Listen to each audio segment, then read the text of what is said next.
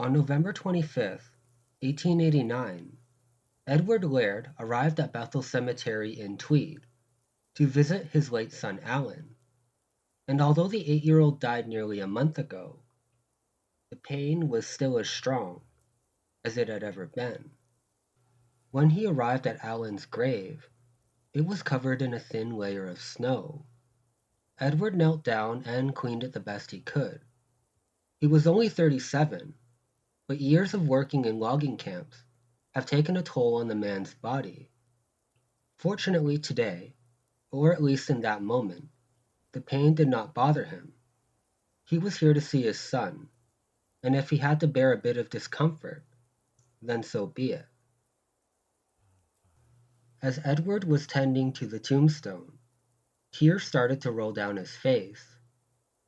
Alan was his only child, and now he's gone. His smile, the funny faces he made when he ate his mushy peas, and the way he hugged his father just a little too hard when he returned from work, they were all gone. Ed's wails grew louder and louder throughout the cold and somber cemetery. But before he could give completely into despair, he noticed something.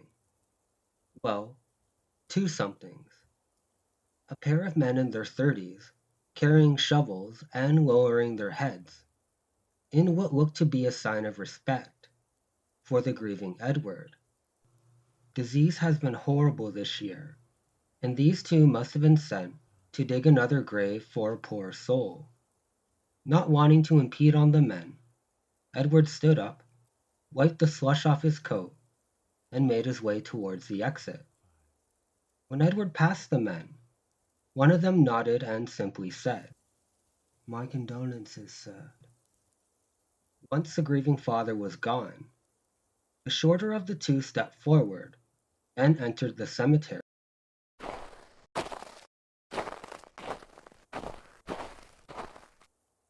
After a few minutes, he stepped in front of a blank tombstone, and without saying a word, drove his shovel into the frozen ground.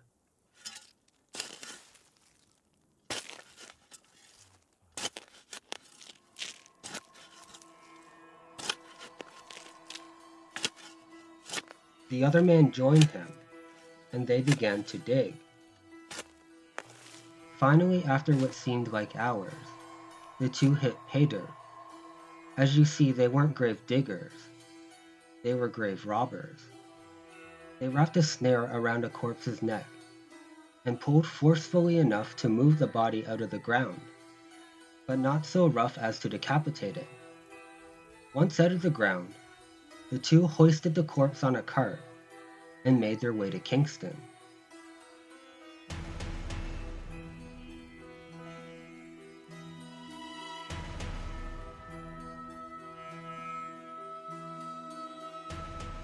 Hello, my name is Joseph Palmer, and today I wanted to do a video about grave robbing, or more specifically, a grave snatching that occurred on November 25th, 1889. We will follow the Conger Johnston family as they desperately try to find their father's stolen corpse. Now, without further ado, let's begin.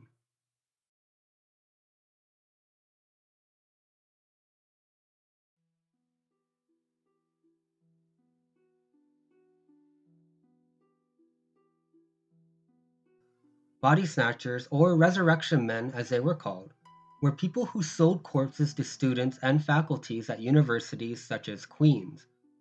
The first recorded case of a body being stolen in Kingston was in 1822, when a man fell off a boat and drowned. He was buried on a farm, but days later his exhumed body was found covered by tree burls in an apparent attempt to hide it. The corpse was reburied and seems to have remained underground. From then on, occurrences started to increase rapidly, and for a time, Kingston was the body snatching capital of North America. Once resurrection men procured the body, they still had to transport it. Usually they would place it in a barrow or a tea chest. Once they met with the buyer, he would inspect the corpse, making sure it was fresh.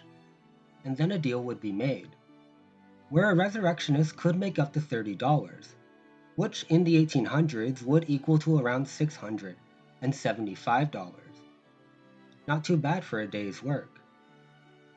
You may be wondering what would cause someone to participate in this kind of profession. The truth is, the majority of grave robbers, at least in Kingston, were medical students themselves. They had direct incentive to supply bodies to their professors.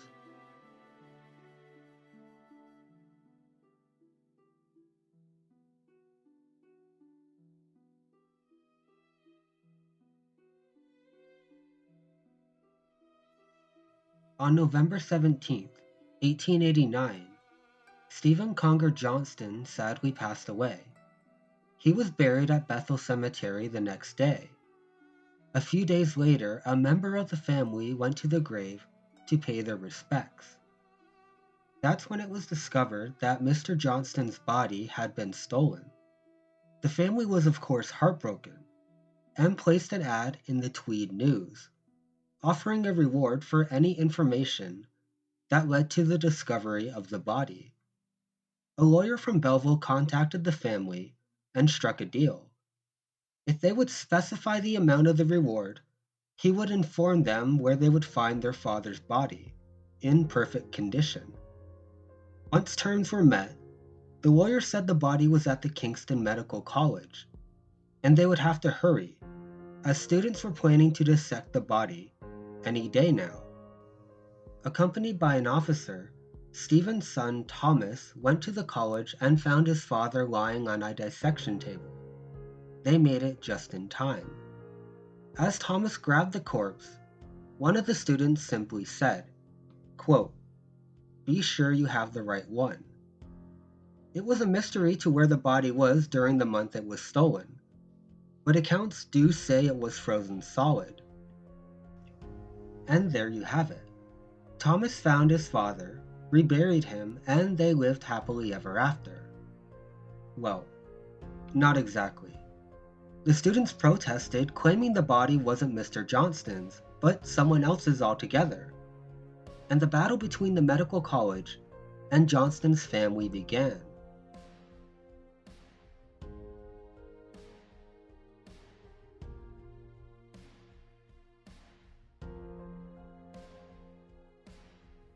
The fight quickly grew more and more hostile between the two sides, culminating with two demonstrators of anatomy at Kingston's Royal College publishing an article in the Kingston Whig that read, "The body removed from our college was not that of Stephen Johnston, and that due time legal proceedings would be taken." In turn, Johnston's family and friends got together at his home and looked closely at the body. Some agreed it looked strikingly similar to Mr. Johnston, while others weren't so sure. Finally, the decision came down to Mr. Tuttle, the doctor who examined Johnston before he died. His findings were, although his body bore a striking resemblance to Mr. Johnston, it could not have been him. You see, the corpse had a large abscess of fever sores on one leg, near the ankle, that Johnston did not have when he died. Thomas and his family were of course heartbroken, but had to come to terms with the fact that this man was not who they hoped it was. Mr. Johnston's body was never found, and the students got back the original body.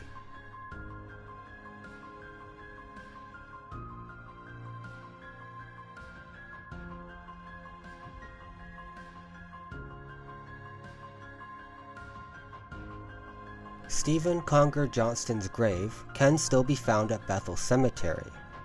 Unfortunately, to this day, it still remains empty, reminding us of the brutal and disturbing trade that took place in this area over 100 years ago.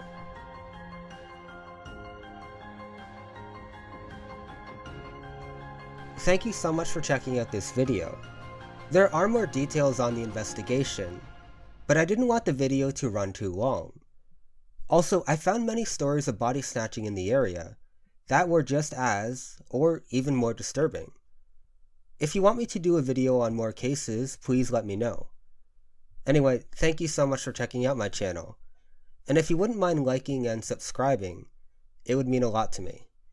Until next time, thank you.